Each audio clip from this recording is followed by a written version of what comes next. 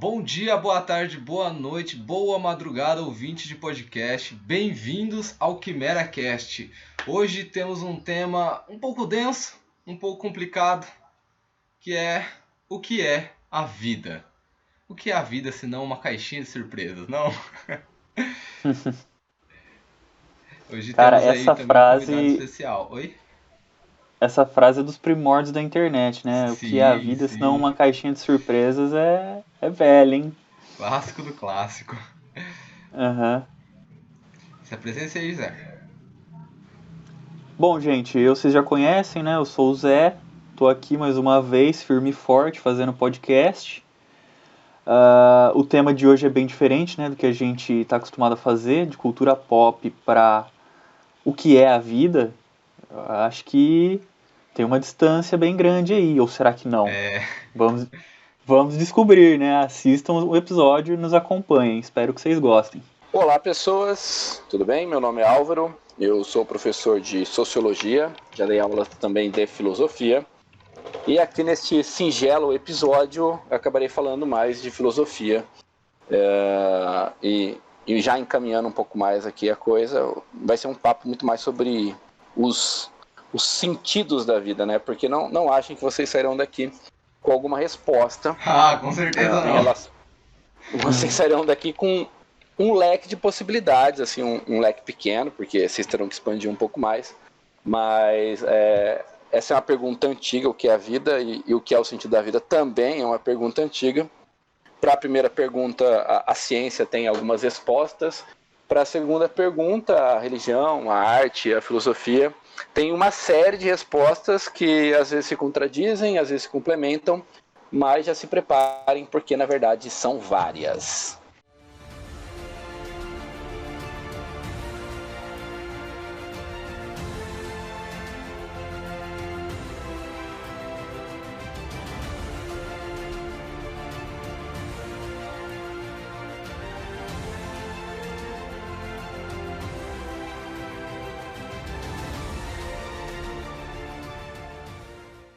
Bom, vamos começar aí nessa ideia do que é a vida. É muito difícil a gente definir, exatamente como você falou, Álvaro, porque a vida é diferente, cada um tem a sua vida, tem a sua vivência, tem seu conhecimento, e não importa se, por exemplo, nós três nós podemos ter a mesma visão em relação a várias coisas na vida, mas essa mesma visão, mesmo sendo paralela, não é igual, não é a mesma coisa, nunca vai ser nunca pra ninguém, nem tipo da mesma família, nem pessoas casadas há anos, pai, filho, amigos muito próximos, nunca é igual, entendeu?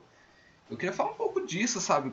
Como que como que a gente tem uma vida tão diferente, uma vida, não, desculpa, uma forma de absorver a vida tão diferente, sendo que muitas vezes a gente tem mesmo conhecimento, tem as mesmas capacidades, assim, mas somos pessoas diferentes no final das contas. Isso é uma coisa que vocês acham que é mais somática, assim, numa questão interna sobre como funciona a minha consciência, ou vocês acham que é um fator mais externo sobre as coisas que me influenciaram na vida?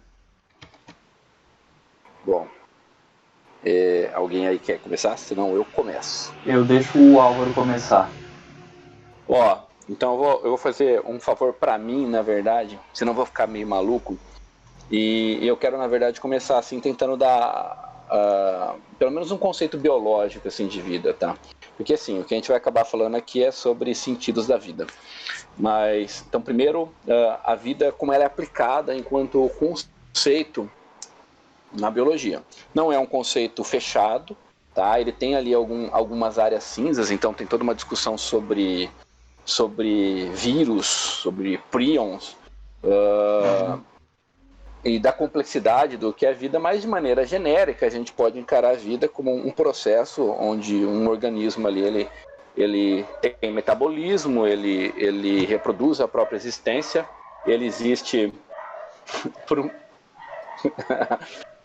Olha lá, os cachorros sim sabem viver a vida. Isso, a cachorrada sabe viver a vida. Nossa, e tem uma questão que eu quero apresentar pra vocês depois, mas pode continuar com essa lógica aí. Então vamos lá. Então assim, a vida então seria esse processo que é sempre finito, tá? a todos os organismos vivos. E o ser humano nesse sentido, assim, a resposta da ciência, ela costuma ser um pouco menos, vamos dizer assim, poética do que eventualmente outras discussões que a gente vai ter. Então a resposta da biologia é isso: você nasce, você se reproduz, você eventualmente morre. Isso é um processo que acontece com todos os seres humanos, que acontece com todos os seres vivos, e ponto. E nesse sentido, puxando um pouco a sardinha aqui para o lado da sociologia, o ser humano é um animal inserido num contexto social. Então ele não é meramente um animal biológico, ele não é meramente um animal instintivo. E nesse sentido, o ser humano é um animal muito mais complicado do que os outros. O ser humano é um animal que ele aprende valores com as pessoas à volta deles, desenvolve esses valores também numa perspectiva pessoal. E aí, já um pouco respondendo a sua colocação, o que eu posso dizer é o seguinte: nós temos perspectivas diferentes, existem N respostas, N possibilidades, e a gente, como pessoas da modernidade, costuma ter acesso a essas visões, se a gente tiver um pouquinho de vontade, um pouquinho de conhecimento, mas não se iludam, todos nós também somos influenciados pelo corpo de discussões que são feitas na sociedade. A gente está limitado ao que chega para a gente dessas visões, porque dificilmente a gente desenvolve uma ideia totalmente nossa sobre qual é o sentido da vida. Tá? A gente é influenciado por valores que a gente nem percebeu, que vieram dos nossos pais, que vieram da religião, que vieram da cultura pop, já que é um podcast essencialmente de cultura pop. A cultura pop ela conta histórias continuamente, e os seres humanos eles lidam com essas histórias, mudam suas atitudes por conta de suas histórias, constroem seus pontos de vista também por essas histórias, por essas vivências de personagens de outras trajetórias. Mas basicamente somos um bichinho que vai morrer no final, tá? Na perspectiva científica, influenciado por uma série de coisas, limitado também ao que a gente aprendeu e vivenciou, mas um bichinho cheio de possibilidades em relação a esse sentido, por conta do fato de que o ser humano é um animal que ele tende a buscar sentido nas coisas. Então, nós somos um animal extremamente inteligente, apesar de não parecer algumas vezes. Então, é uma aspiração humana, desde sempre, dar sentido às coisas, dar sentido a esse processo. Porque quando você olha para esse processo onde você nasce, vivencia uma série de coisas boas e muitas coisas ruins e no final morre, existe uma tendência a pensar, então, no que eu vou fazer nesse meio tempo, qual é a minha atitude correta, e também, obviamente, o que aconteceria depois numa perspectiva religiosa. Então a gente busca esse sentido. É bem no que você falou. Eu vi até um podcast esses dias atrás falando bem nessa ideia, que como nós, como seres humanos, a gente procura muito padrões nas coisas, porque é isso que fez a gente começar a ter o Homo sapiens sapiens. Ele veio a partir disso, ele veio ter a consciência, ele procura uma forma cognitiva trazer sentido para coisas que muitas vezes não tem, sabe? É uma questão que eu lembro que foi não foi uma questão, foi não posso falar, uma experiência que fizeram com, se não me engano, com um rato e com um ser humano também, que tinha um botão numa sala, por exemplo, eu tô numa sala aqui e tem um botão. Aí tem uma lâmpada. Aí se eu aperto o botão, às vezes a lâmpada acende, às vezes não. Então, diferente dos animais, que por exemplo eles não têm essa noção de apertar um botão, eles não interagiram com isso de forma alguma. Eles viam a luz acendendo e apagando e para eles tipo, foda-se, tá ligado? Porém, os seres humanos que estavam nesses experimentos, eles apertavam o botão algumas vezes, alguns apertavam em ritmo, alguns apertavam, esperavam, apertavam. Então, eles procuravam padrões e a luz nunca estava nesses padrões, porque a luz não acendia num termo em que, tipo assim, se você apertar 3 vezes a luz acende uma. Não, a luz acendia de forma aleatória. Só que como a gente, de forma cognitiva, tenta buscar esse sentido, tenta buscar essa padronização, a gente acaba trazendo um sentido, uma lógica que não existe, só pra gente se sentir confortável e um pouco no controle da situação, mesmo quando a gente não tem, porque quando a gente perde o controle que realmente a gente se desespera, a gente fica maluco, a gente quer faz umas coisas doidas aí na vida, o que provavelmente muita gente já passou por isso, entendeu? E eu acho que é bem nessa ideia que o ser humano acaba tentando procurar sentido nas coisas onde não tem. Quando a gente fala uma questão do que é a vida, muitas vezes eu sinto que as pessoas tentam procurar o que é a felicidade, sabe? O que é conquistar. Ah, se eu for rico eu vou ser feliz, se eu tiver um carro eu vou ser feliz, se eu tiver uma casa lá eu vou ser feliz, se eu morar na praia eu vou ser feliz. Enquanto a felicidade, ela não é uma coisa que você alcança, não é um degrauzinho assim que você vai correndo, pá, cheguei nesse ponto aqui, estou feliz, agora minha vida está feita, acabou. Não, se fosse assim, não, os ricos não teriam depressão, sabe? A taxa de suicídio no Brasil não estaria aumentando do jeito que está. Entendeu? E eu acho que ela é bem estranho, porque no momento que você tá tentando procurar essa padronização, esses padrões cognitivos para você achar que está no controle, se você percebe que você não está, você acaba pirando muito mais do que se você faça um foda-se pra tudo, sabe? Por isso que, pra mim, Jean, até a frase que eu queria usar no começo do podcast, eu acabei não usando, porque eu não pensei, é que a ignorância é uma bênção, cara. Essa é uma frase que eu ouvi há muito tempo e eu... Nossa, velho, eu quero que vocês tentam tirar essa ideia da minha cabeça, porque não existe uma bênção maior que a ignorância, sabe? Não existe porque se eu como pessoa, Jean, eu gosto muito de entender, de pensar, de ir atrás, de questionar, de me entender, ter um autoconhecimento, além de ter empatia, além de querer conversar, além de estar com esse próprio tema aqui de hoje do podcast pra gente, né, abrir um pouco esse leque de possibilidades e conversar sobre. Eu gosto de ir atrás disso, eu me interesso por isso, mas isso também faz com que eu me sinta muito mal às vezes, sabe? Faz com que eu me sinta pesado, como por exemplo tudo que está acontecendo no nosso país hoje. É estranho a gente ir atrás de tanto se questionar e entender, enquanto a gente tem um mundo de pessoas que não ligam pra porra nenhuma e não importa o que você acha, sabe? E aí no final das contas, se eu fosse apenas um ignorante que voltava naquele cara e não ligava para os outros, não tinha respeito com o próximo, a minha vida ia ser maravilhosa, sabe? Minha vida ia ser perfeita, eu ia achar que eu ia estar feliz sempre, eu sempre ia buscar alguma coisa, um final de semana que eu saio e bebo no bar aí com os amigos, já tô realizado, já tô satisfeito, mas quando pra mim, hoje em dia, que eu penso, que eu me questiono e quero algo mais da vida, uma coisa simples dessa parece só pouco fútil, sabe?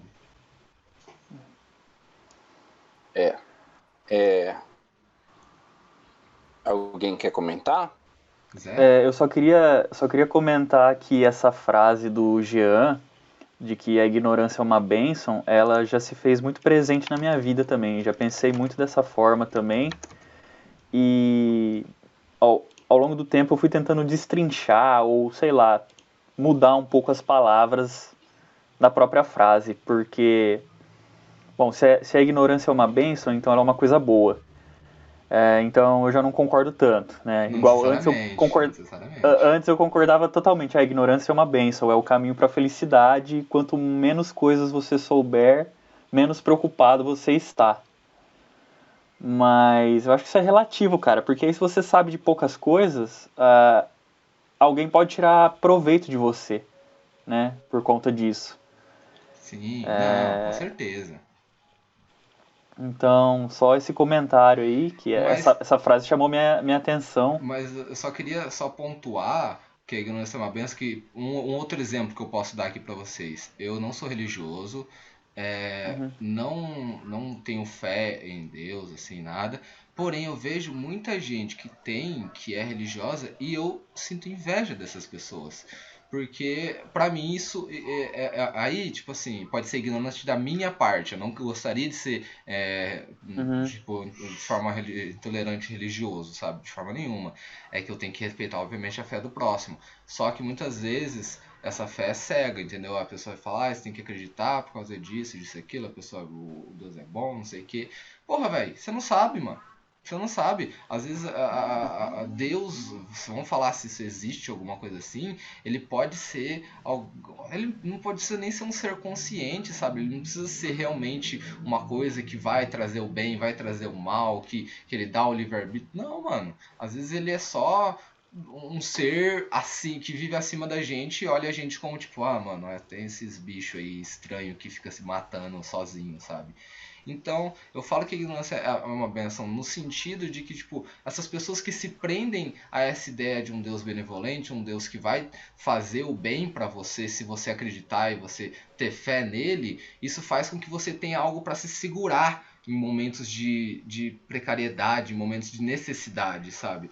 Porque principalmente no momento de agora, de pandemia e tudo mais, a gente acaba não tendo onde agarrar, sabe? Porque eu me agarro muito no conhecimento científico e na ciência e no método científico e como isso dá sempre sempre certo no sentido de tipo que é testado e retestado. A gente já até comentou no último podcast sobre isso, mas não adianta de nada eu acreditar veementemente na tecnologia, na ciência, nos estudos, se todo o nosso meio fala que, por exemplo, a vacina causa câncer, a vacina faz você virar um jacaré, por exemplo.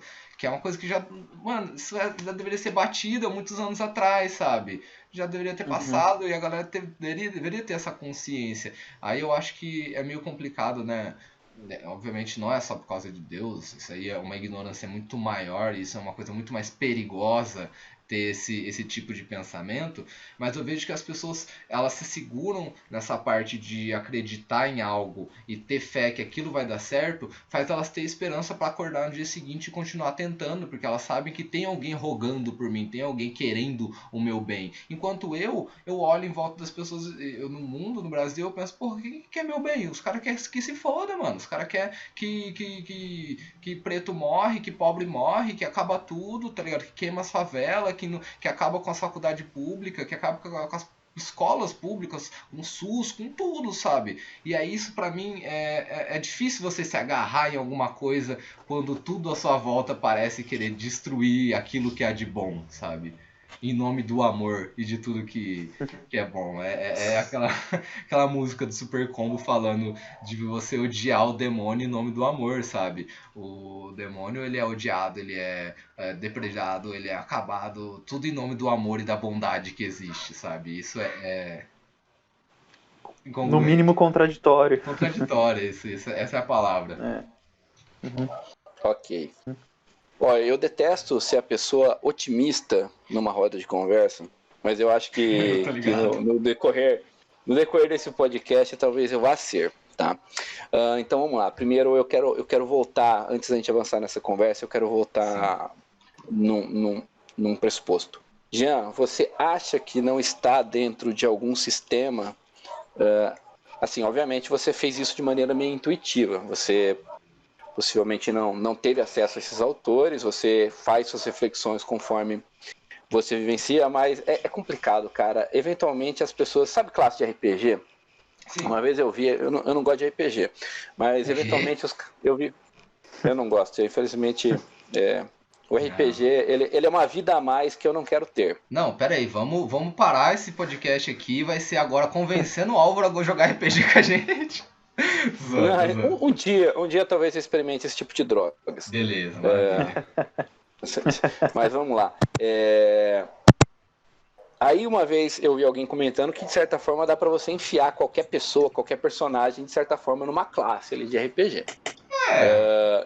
Então, de certa forma, de maneira mais grosseira, a gente consegue enfiar as nossas posições filosóficas, ainda que a gente não conheça esses autores, em algumas correntes. Tá? E é disso que eu vou abrir aqui um tópico. Existe um campo na filosofia, tá? Um dos últimos campos que a filosofia trata hoje em dia ainda, que é o que a gente chama de ética. Essa é uma palavra com muitos significados. No cotidiano das pessoas, ela significa geralmente o que é certo. As pessoas usam a palavra ética para se referir a tal coisa é ética, tal coisa é correta, no sentido de certos valores. Mas a ética, enquanto campo da filosofia, é justamente uma discussão dos princípios, das moralidades, dos valores que as pessoas têm e que orientam os seus comportamentos em relação a si mesmo, em relação aos outros. Então, assim, Jean, você não percebe ainda um pouco, mas você está nessa fase da sua vida aí, possivelmente com um pezinho no lilismo, na corrente filosófica. Ah, não, com certeza. Com certeza, tenho quase uns 3 pés ali. que vai argumentar a falta de propósito, nossa, mano, tudo é uma bosta, tudo é um pouco inútil, e não se sinta mal por eu estar falando isso, porque sim, é muito... todo mundo já teve um pé nisso aí, cara, porque a realidade à nossa volta, ela tem momentos que ela é grotesca mesmo, e nos empurra para isso, às vezes mais, às vezes menos, tá? E dependendo aí das suas aspirações aí, talvez você queresse se encaixar no cinismo clássico dos gregos, tá? A palavra cínico também é uma palavra que tem vários significados, o significado moderno é de alguém que é babaca, mas o cínico grego, o cinismo enquanto movimento filosófico, era um movimento, na verdade, de você desprender-se dos bens materiais, desprender-se das convenções humanas, da honra, do nome da família, dos bens materiais, sim, de eu já tudo que o ouvi bem cercava, isso aí. e viver uma vida simples, sem preocupações, e de maneira mais simples, para talvez entender o cinismo em alguns poucos segundos, é pensar no Timão e Pumba. O Timão e Pumba são duas pessoas que têm um estilo de vida cínico. Eles vivem cada dia de cada vez, Nossa, eles comem seus Hakuna insetinhos de Matata boa total, né, velho?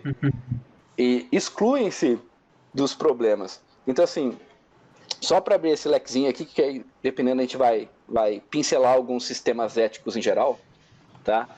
A ética, então, seria essa discussão sobre esses valores. E o que seria interessante para todos nós fazermos, para quem está ouvindo aqui,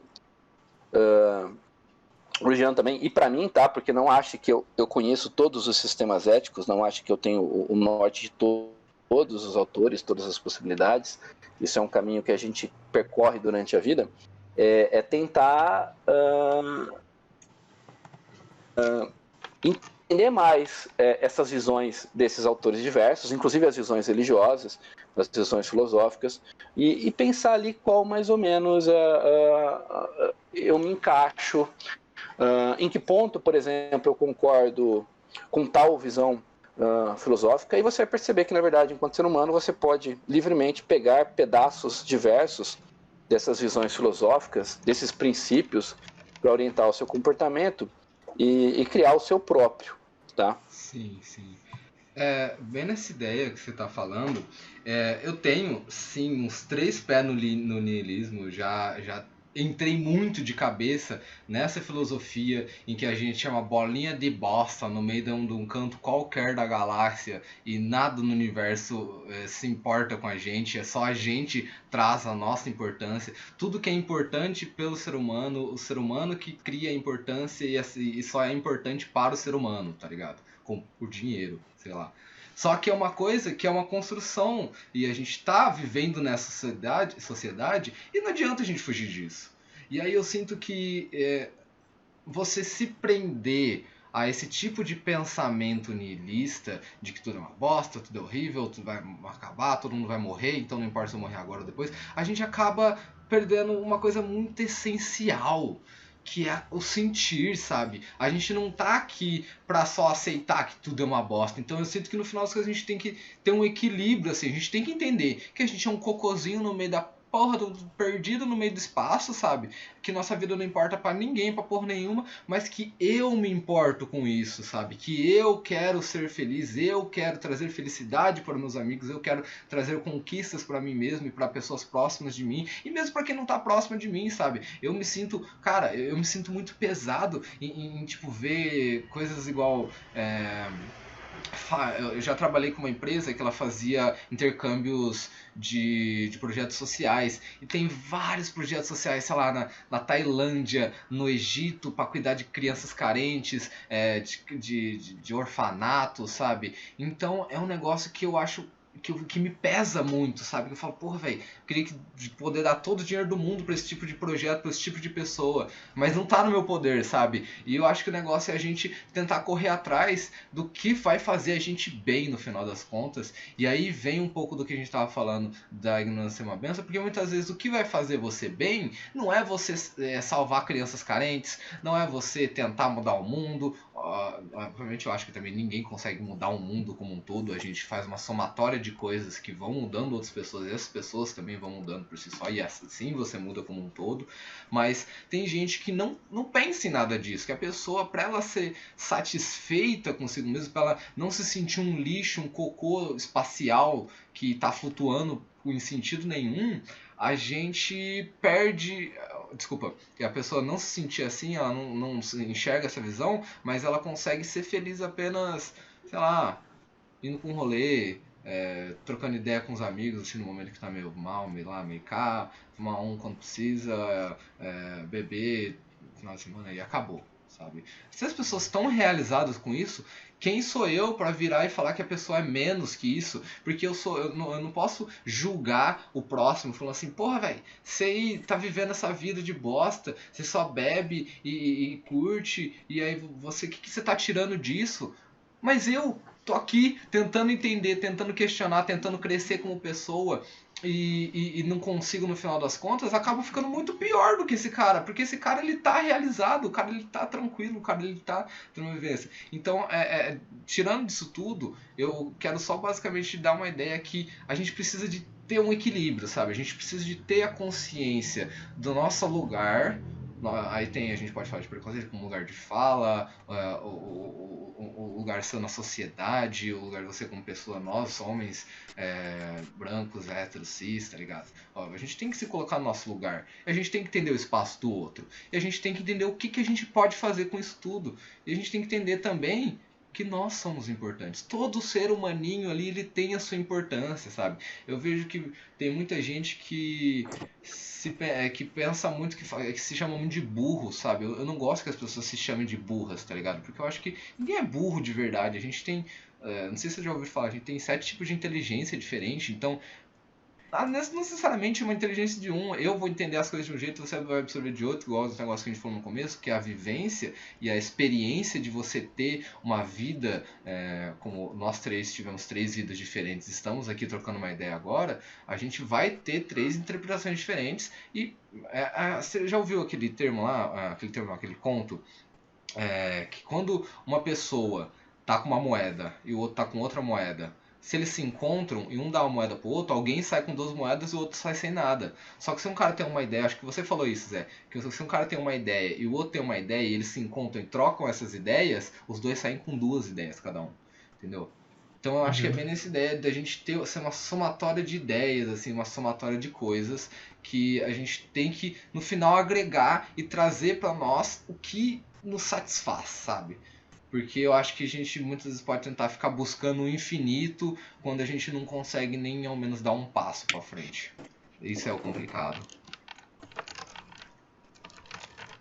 Exatamente.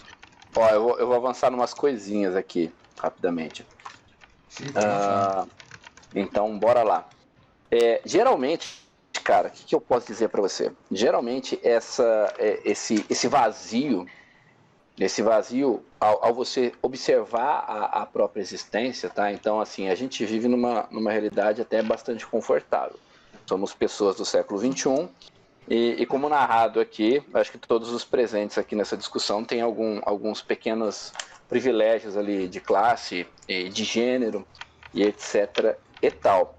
Então, assim, se nós, no século XXI, com todas as modernidades, com o fato de que antes de nós a humanidade conseguiu resolver alguns problemas graves com doença, com a natureza nos oprimindo o tempo inteiro, com uma série de coisas, temos essas angústias. Tem que pensar que o ser humano de antigamente ele tinha essas angústias de maneira muito mais na cara.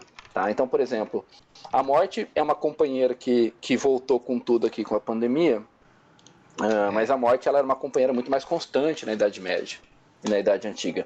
E aí eu queria pincelar um pouquinho dessa questão, geralmente envolvendo as religiões. As religiões, elas geralmente, todas elas trabalham, tá? De maneira geral, há variantes, há pequenas discordâncias, etc. Então, trabalham justamente com o fato de que essa vida terrena, ela é desprovida muitas vezes de sentido, ela é muitas vezes ilógica e muitas vezes cruel.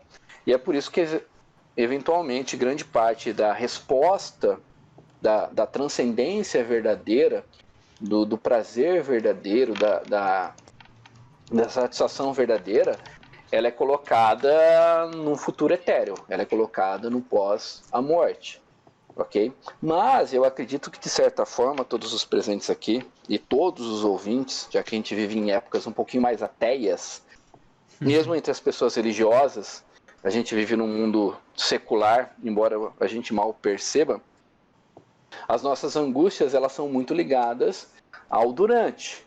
Então, acredito que a angústia de grande parte das pessoas, inclusive de várias religiões modernas, é no durante. Por isso que, eventualmente, algumas religiões atuais, elas lidam muito com a prosperidade material. Elas estão muito mais focadas em garantir um carro e um emprego para um cara do que necessariamente uma preocupação assim com a vida eterna e a vida após a morte. O sistema moral mudou um pouquinho. Mas aqui, nessa discussão aqui, a gente vai acabar pensando um pouquinho mais nessas questões do que fazer durante. Entendemos que é complicado, todos nós temos angústias e tá. Então, quais seriam as respostas, quais seriam os valores que guiariam a nossa vida enquanto estamos vivos antes de morrer? O que nos guia?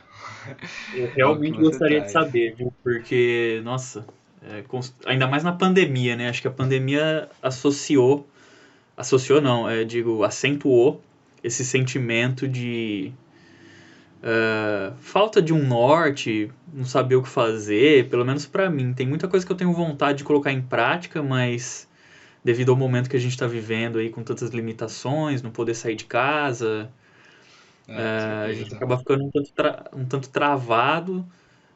Aqui onde eu moro, está sendo feito um lockdown sério, né? Um lockdown verdadeiro. Então, consequentemente, eu fico muito tempo em casa pensando na minha vida, convivendo comigo mesmo. E é inevitável que esse tipo de pensamento aflore, né? Ah, o que eu estou fazendo com a minha vida? O que eu já fiz, né? Se valeu a pena? Pra onde que eu tô Será que eu posso... indo? Para onde que eu tô indo? Será que ainda tem como salvar a minha existência de alguma forma, assim? Será que ainda tem como eu dar algum valor para tudo que eu tô fazendo? Pode É, falar. Eu vou pincelar duas ideias, uma ideia religiosa e uma ideia filosófica aqui ligada com isso aí. Mas antes eu vou jogar uma perspectiva aqui sociológica, tá? Como eu disse, nenhum de nós é capaz de fugir de como a sociedade está quando nascemos. Sim. Tá? Então, assim, uma das marcas da geração de vocês são um pouquinho mais novos do que eu, é uma ansiedade social. A ansiedade é um problema da psicologia, da psiquiatria, é um quadro clínico, mas ela existe também enquanto um comportamento social que você absorve. Então, assim, vocês são muito ansiosos, né? Vocês Nossa, demais. me corrija se eu estiver errado, tá? Não querendo bancar o Hannibal Lecter pra cima de vocês e analisando. Então, assim, vocês são muito jovens. Eu acho que vocês sentem que realizaram pouco nesse tempo que vocês existem. E vocês nem percebem que vocês existiram por muito pouco tempo, tá? Vocês existem há Tem esse pouco tempo detalhe. para ter essa cobrança pra cima de vocês. Vocês são limitados, igual todos os seres humanos. Eventualmente, alguns poucos seres humanos na história fazem coisas grandiosas, boas ou ruins, mas em geral a maior parte das pessoas que passou pela história do mundo fizeram pequenas contribuições e talvez vocês se cobrem assim num nível que é um pouquinho grande demais, porque vocês deviam estar se cobrando. E eu acho que isso aí atrapalha um pouco o rolê. E aí, puxando um pouquinho dentro do que foi falado ali por alguns de vocês, então só para citar, a religião budista, ela trabalha a ideia basicamente de que a vida, a existência em si é sofrimento, tá? Então não se iluda em relação a existir no plano terreno. O plano terreno ele vai ser sempre sofrimento, ele vai ser sempre angústia, ele vai ser sempre desejo, e esse desejo ele nunca é suprido. O ser humano ele sempre busca mais. E puxando para a filosofia ocidental, essa ideia casa muito com a filosofia do Schopenhauer, que inclusive até rouba algumas coisas do budismo, que vai dizer de certa forma a mesma coisa. Então talvez assim a filosofia que combine nesse momento para alguns de vocês é essa filosofia. Ó dia, ó céus, ó azar, as coisas sempre vão dar errado, as coisas tendem a dar errado, e isso é parte de um corpo da filosofia ética, de uma maneira de enxergar a realidade e sua relação com o mundo, trabalhada pela religião budista e trabalhada também por um autor filosófico. Ao mesmo tempo, pegando uma fala de alguns de vocês, aí não me lembro certinho qual foi, essa angústia de saber como se encaixar, tá? Que é uma angústia que vocês demonstram aí, essa angústia de como se encaixar e como ser feliz, ela é parte da temática da filosofia grega inicial ali, em Aristóteles e Platão. Então, o que é esse propósito para esses autores? Especialmente Aristóteles. O propósito para esses autores é você encontrar o seu papel no cosmos, tá? Então, sendo rápido aqui na explicação, então existe um universo, o cosmos para o grego é tudo que existe. Esse universo ele é ordenado, ele tem um propósito, ele tem um começo, ele tem meio e fim, ele é como uma engrenagem, tá? Todos nós temos uma motivação ali, uma causa. Então, da mesma forma que os animais eles têm, nessa leitura aristotélica, propósitos, o vento tem um propósito, o mar tem um propósito, existe uma ideia de que você tem um propósito. E para você ser feliz nessa visão aristotélica, isso talvez ajude vocês, tá? Embora eu vá dar outras perspectivas, mas isso talvez ajude vocês. Na visão aristotélica, Aristóteles viraria para você, pediria para você se analisar em relação às coisas que te fazem bem, às coisas que você é bom, as coisas que, de certa forma, nessa visão aristotélica, você nasceu para fazer, e encontrar esse norte e fazer. E aí, nessa visão aristotélica, você seria feliz, tá? Você encontraria a eudaimonia ali, e você também agradaria o cosmos, porque você faria aquilo pelo qual você nasceu destinado a fazer. Então, essa seria a resposta. A resposta de Aristóteles para você. Não sei se vocês estão percebendo, assim, eu estou dando algumas respostas. Então, se você é niilista, é tudo uma bosta mesmo. E não vale a pena nem se mexer, nem sair da cama, e a coisa vai andando. Se você é budista, dá para você esperar reencarnar várias vezes ali, tomando certas atitudes. Uma hora você ganha de presente e não reencarnar mais nessa bosta de universo. E se você é Schopenhauer, o cara vai falar, não, cara, é um companheiro de boteco que vai chorar com você lá as dores da vida. E o Aristóteles vai virar para você e falar, não, cara, falta você olhar aí mais ou menos as coisas, as suas habilidades, as suas aptidões, as suas vontades, e se encaixar no universo aí fazendo alguma coisa que vai lhe dar alegria, e por lhe dar alegria o universo vai funcionar de maneira orgânica por conta disso. Eu acho que no final das contas, Álvaro, a gente tem que ver um negócio que é o que encaixa pra você, sabe? Eu vi o Richard, eu queria comentar, só que ele comentou um tempo atrás, queria comentar aqui, que ele não pensa o ser humano como merda, agora aquele momento que eu tava falando sobre o niilismo, o ser humano é uma merda e tudo mais, que ele não pensa o ser humano como merda se ele pensa que o ser humano é foda demais. Eu também acho o ser humano incrível, velho. Olha o que a gente construiu. O ser humano que, tem tipo um assim, potencial incrível, mas eu sim, acho que a temos gente um se potencial perdeu no incrível. caminho. Desculpa te interromper, Jean, Não, pode mas falar. é que agora me veio a ideia e se eu não falar, eu esqueço. Mas às vezes indo em museus ou vendo fotos de museus na internet, enfim, vendo tudo que o ser humano criou no passado, eu fico pensando, cara, eu acho que no passado existiam menos distrações, né? Existem preocupações aí que são constantes, como o Álvaro estava falando, né? Na Idade Média e tudo mais. Mas, por exemplo, no passado existiam menos distrações e aí as pessoas conseguiam focar em se aperfeiçoar em certos trabalhos, em criar certas coisas. Claro que quem tinha oportunidade para isso, né? Porque tinha muita gente também que vivia assim, para trabalhar e dormir. Trabalha e dorme, né? Mas enfim, eu acho que de lá pra Hoje muita cá, gente vive muitas, assim muitas também. dessas pessoas que tinham oportunidade se perderam, né? Se distraíram com outras coisas. Rede social, conteúdo que é empurrado pra gente aí hoje em dia através de diferentes mídias, seja televisão, internet, enfim. Só um pensamento que me veio aí agora, eu queria falar antes de eu esquecer. Não, Pode continuar, gente. tranquilo. Eu só vou dar uma ideia aqui, que ó, vou ler um comentário aqui que eu achei bem pertinente também do Richard de novo, continuando a ideia que ele deu, ó. Eu acho que essa ideia de negar a ciência, em sua maioria ligada à ideia de oportunidade. Eu sou um grande defensor da mudança total da sociedade por parte da educação em uma sociedade como o Brasil, que valoriza mais outras áreas, gera uma sociedade sem perspectiva científica.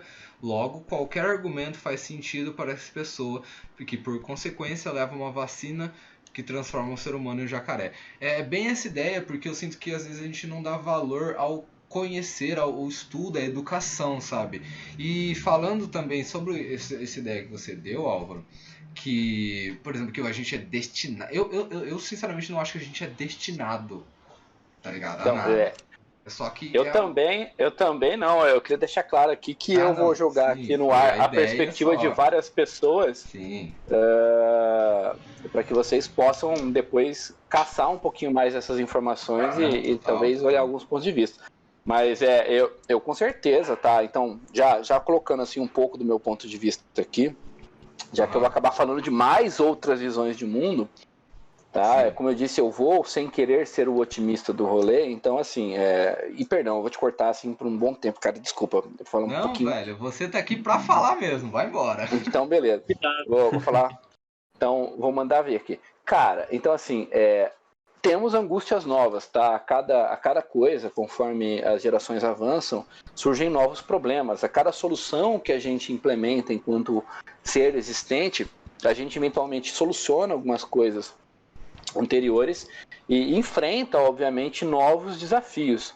Essa, infelizmente, é uma condição humana, mas, ao mesmo tempo, eu acho que dá para olhar para isso com um certo otimismo. Então, assim, por exemplo, eu vou dar um exemplo assim, da área de política mesmo, que quando eventualmente se discute a questão do avanço dos direitos, da discussão de cidadania na modernidade, é muito fácil, inclusive fácil para mim, que sou professor, se desesperar com certas coisas. Realmente tem situações, conforme você vê notícias, tem informações que fala, pô, mano, sério isso?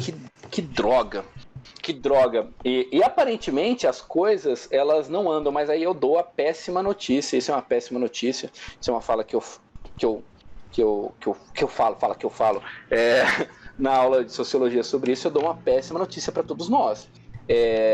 A gente tem possibilidades de mudanças e as coisas elas caminham de certa forma. Então, por exemplo, se você olha, por exemplo, para um cenário de LGBTfobia atualmente, ou de racismo que ainda persiste, e você tem notícias assim que são asquerosas nesse sentido, elas te dão uma certa bad trip ali na coisa, mas se você olha historicamente, houve avanço.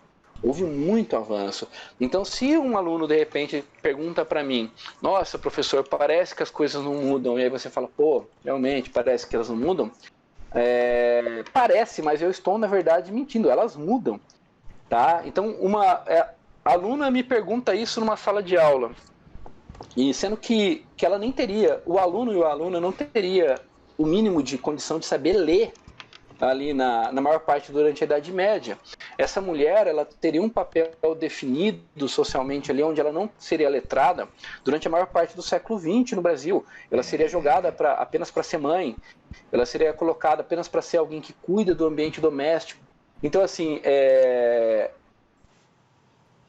algo que vocês têm que pôr em mente, assim, isso serve em relação a movimentos sociais, em relação à conquista de direitos, e serve também para essa discussão do nosso desespero de parecer que as coisas não caminham.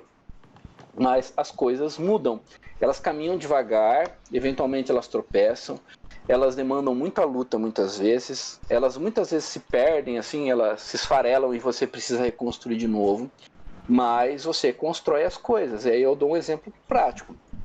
Estamos no governo Bolsonaro, é um governo problemático em múltiplos sentidos, Tem muitos problemas agravados por esse governo federal, mas, por exemplo, uma das bandeiras ali clássicas do bolsonarismo é a homofobia. E a sociedade brasileira, ela avançou nessas discussões nos últimos anos Bastante.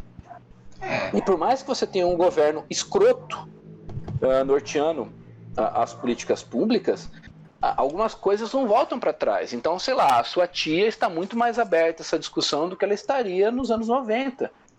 Você não retrocede totalmente esse debate. Entendeu? Eu As concordo mulheres... em partes com você nessa argumentação, mano. Eu digo que eu concordo em partes. Desculpa eu cortar só para adicionar o ponto só. Não, pode falar. Nessa ideia específica.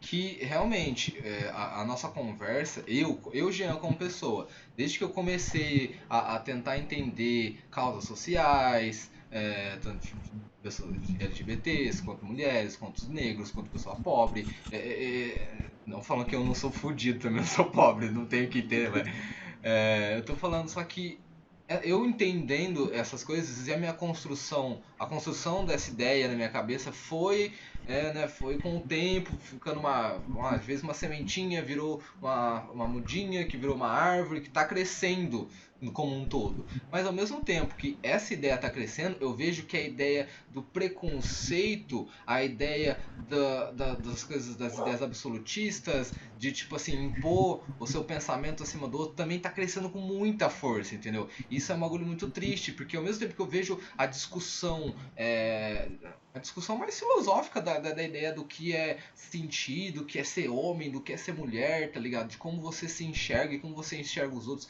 Tá uma discussão que tá evoluindo, ao mesmo tempo, essa discussão tá evoluindo com pessoas que estão nesse meio. Enquanto pessoas que estão fora desse meio e são preconceituosas em relação a isso, as pessoas não deixam essa ideia entrar na cabeça, sabe?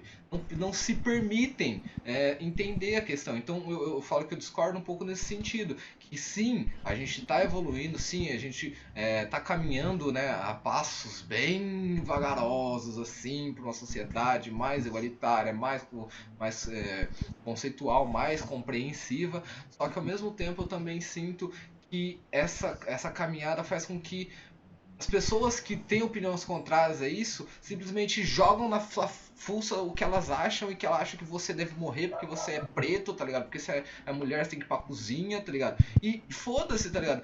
E aí se você for agir de forma ignorante com esses ignorantes, você tá sendo ignorante também, sabe? Então eu acho que é muito, muito complicado isso, porque meio que, sabe, quando você joga veneno num lugar que você não limpa, assim, uma pia do fundo da sua casa, você não limpa faz tempo, você joga um veneno lá, começa a sair um monte de barata? É o que tá acontecendo. A gente tá jogando um veneno pra tirar a desgraça do mundo e as baratas estão aparecendo, surgindo e passando doença pra mais gente, porque se isso não fosse verdade, cara, a gente não tava com tanto negacionismo em relação à vacina, a gente tava com tanto negacionismo com relação à ciência, a gente tava com tanto negacionismo com relação a informações pessoais, com o respeito com o próximo, pra você ter empatia de entender que, porra, aquele cara agora é uma menina e ele é uma mulher e foda-se, tá ligado? Não importa o que o cara, o que a pessoa, não vou falar um cara, o que a pessoa tem no meio das pernas, sabe? As pessoas querem muito mais botar os próprios conceitos em cima de uma outra pessoa do que realmente se permitir entender o lado da outra pessoa. E não é a outra pessoa querendo botar na tua cara e fazer você aceitar que ela é assim e acabou. Não, mano.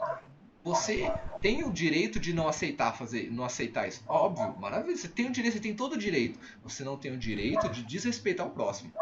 Mas é aí que mora o erro. Porque enquanto nós três que eu falei, que a gente tem mais ou menos a mesma visão de respeitar o próximo, de respeitar LGBT, mulher, homem, negro, todo, azul, sei lá, eu vejo que essas outras pessoas, elas não têm esse entendimento e esse respeito, e elas acham que como essas pessoas estão tendo mais liberdade, não, mas a mínima liberdade de estar tendo uma discussão sobre o assunto, elas sentem que elas estão sendo pressionadas a aceitar aquilo, como é uma coisa diferente do que elas acham, então elas acham que aquilo é do demônio. Novamente, aí vira aquele negócio, vira do demônio, é uma coisa do capeta, é uma coisa errada, que não sei o que não é de Deus. Então, é muito complicado, porque trocar essa ideia entre a gente, essas discussões, eu falo a gente no meio acadêmico, assim, na faculdade, é muito tranquilo, porque você consegue passar suas ideias, consegue passar suas experiências, consegue passar sua visão, e você tem uma compreensão da outra parte. Mesmo que eu chego e falo umas bosta, tipo, de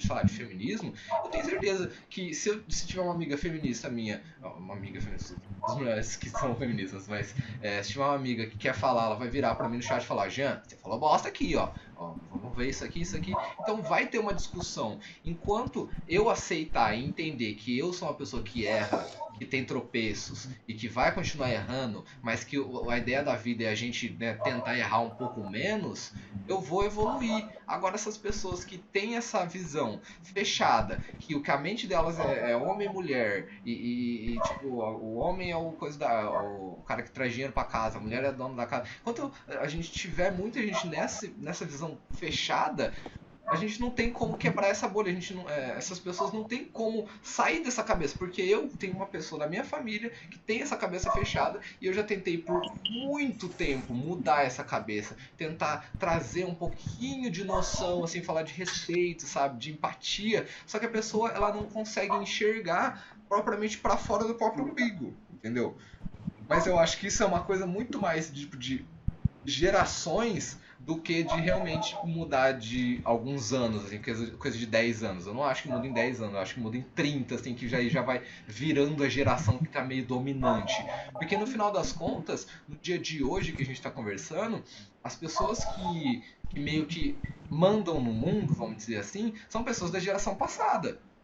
Que são os presidentes, são os governadores, são os donos de empresa, são os donos de banco, tá ligado? Essas pessoas que fazem o que literalmente como que as regras do mundo funcionam e que as regras vão ser a visão deles. E quando a gente chegar lá, a gente vai ter nossa vez de botar a nossa impressão no mundo, de botar a nossa ideia de respeito, de qualquer coisa, sabe? De como as regras devem ser feitas, sei lá, numa sociedade capitalista como a nossa. Mas isso é uma coisa que eu vejo, que é uma coisa muito de geração e não é que não adianta a gente ter essa discussão, adianta muito a gente ter essa discussão, mas não adianta a gente ficar esperando sempre que a outra pessoa vai mudar, porque a pessoa ela não quer mudar. Esse que é o problema, as pessoas não querem. As pessoas não querem e você tá errado por querer fazer ela mudar só porque ela ela quer desrespeitar e bater em gay na rua, sabe? Foda, tá ligado? Enquanto a gente tem discussões muito incríveis, como o ser humano é foda, como o ser humano consegue criar... Porra, olha a SpaceX, mano. A gente, tipo, 50 anos atrás a gente tava correndo pra tentar mandar alguém pro espaço. Hoje em dia a gente lança foguete e o foguete volta. O foguete volta, mano, e cai em pezinho, tá ligado? Parado, assim, você pega o material do foguete, refaz ele e lança de novo. Então, tem gente a SpaceX também tá planejando um negócio de tipo colônia em Marte. Então, isso é um negócio muito foda. Porque eu acho muito louco enquanto a gente tá com um pensamento, tá com uma visão de mundo absurda de literalmente tem gente, a mulher do Elon Musk falou que tá pronta pra morrer em Marte, velho. Existem pessoas que estão literalmente prontas pra morrerem em um planeta diferente do nosso. Isso nunca aconteceu na história. A gente ainda tem negacionismo de vacina. A gente ainda tem pessoas que negam a ciência, que não respeitam a educação. Terraplanista, cara. Terraplanista, pegando uma carona nisso que você tá falando aí de planetas e tal. E confirma uma coisa comigo, o Álvaro. Não tem mais filosofia na escola, né? Tem. Ainda tem. Ainda tem? Ainda porque tem. eu tava Ensino vendo que médio. projeto de tirar, assim e tal. Mas Não, obviamente, tanto a filosofia quanto a sociologia, aliás, como a ciência como um todo em geral, são inimigos declarados do atual governo. Mas aí que tá um ponto, cara. Sim, a gente passa, é porque assim, às vezes a gente tende a ter essa ansiedade, primeiro por mudanças rápidas, e elas são muito lentas, tá? Algumas coisas, por exemplo, que estão mudando hoje em dia, elas são discussões que começaram nos anos 70. E elas só estão se consolidando de maneira devagar agora. Foi? Desculpa, não entendi. Dos anos 70. Então, essas discussões de feminismo, de racismo, elas eclodem de maneira ambientalismo, elas eclodem de maneira inicial ali, quase todas elas, com maior impacto, dos anos 70, e elas ainda caminham devagar. Só que elas caminham, tem retrocessos, tá? Eu sou uma pessoa que acredita na ciência, eu sou um cientificista, no bom sentido da palavra. Um cienceiro. Tá? Basicamente, eu sou gosto da ideia de divulgação científica, já participei de divulgação científica. E sim, a gente teve alguns retrocessos, a gente teve o crescimento de grupos totalitários, a gente teve o crescimento de pensamentos religiosos ou superficiais muito fortemente em tempos atuais. Essas pessoas cresceram em força, mas aí eu volto a dizer, parte desses avanços esse povo não consegue retroceder. Então, por exemplo, quando você olha para a condição da mulher na sociedade brasileira atual, e ela ainda é muito problemática, ela já foi muito pior. Sim, não, isso eu concordo. A gente vê por esse lado com certeza. Então, assim, eu sou uma pessoa que cresceu nos anos 90. Então, o que você puder imaginar de homofobia, machismo escroto e racismo escroto que você tem hoje em dia, comparado a todo o corpo social dos anos 90, a gente avançou muito. E aí a gente vai para um outro ponto. Tem pessoas que são realmente cabeças duras, tem sim problemas graves envolvendo desinformação, fechamento em bolhas, líderes políticos e religiosos autoritários, avacalhando a coisa, mas avançou. Então você tem um exemplo de uma pessoa que não mudou de ideia.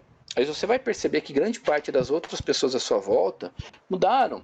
Dependendo da pessoa que estiver ouvindo esse podcast, ela já vai ter notado ali, por exemplo, que o pai dela mudou de ideia em relação a algumas coisas racistas. O meu tio é um cara de 80 anos.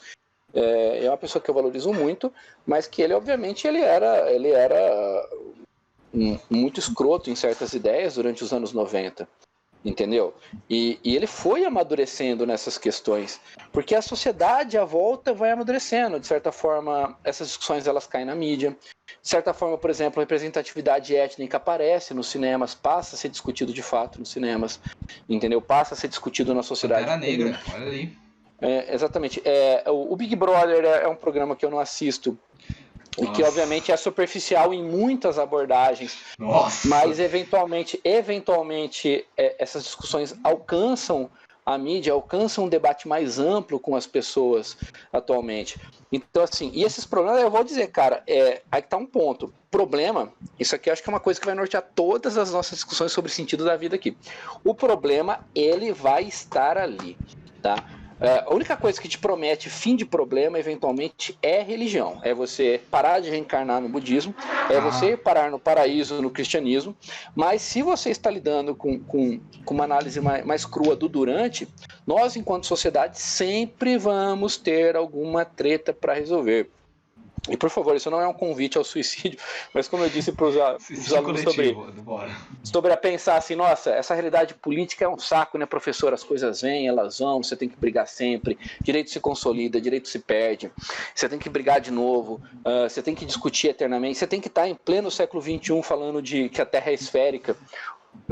O cara usa a tecnologia de satélite, porque nosso planeta é esférico, para postar no Facebook que a Terra é plana, mas você tem que entrar nessa discussão hoje em dia. Você tem que entrar de novo numa discussão sobre vacina, sendo que até as vacinas avançarem ali no decorrer do século XX, as pessoas morriam de rodo, de maneira bárbara. É foda, mas é o que eu disse para o aluno, cara, se você não aguenta esse rolê de que a vida é cheia de altos, baixos, um monte de problema e tal, a única solução para você se livrar disso, cara, infelizmente, por favor, não façam isso, é morrer. E por que eu estou dizendo para você não morrer? No meio do mato. Tá? No meio do mato dá certo também. Mas o meio do mato tem seus problemas próprios, cara. A natureza, por exemplo, ela sempre foi muito hostil ao ser humano. Ah, não, a natureza é uma puta, mano, mas pelo menos você não vai ter outros seres humanos. Eu prefiro muito mais a natureza comendo meu cu do que a sociedade. Então, aí eu vou dizer, você é uma pessoa que casa ali, por exemplo, com o cínico. O cínico, ele é alguém que, embora o cinismo fosse um movimento urbano, o cinismo era um movimento de distanciamento da sociedade. Você também pode, dependendo, ir para vertentes de nomadismo, mas se você estiver, assim, mais ou menos pensando nisso, acredito que você não é totalmente antissocial, afinal, estamos aqui conversando. Então, dependendo, a resposta pode ser viver em pequenas comunidades, encontrar pequenos grupos autossustentáveis, por exemplo. Esqueci o nome desse tipo de iniciativa.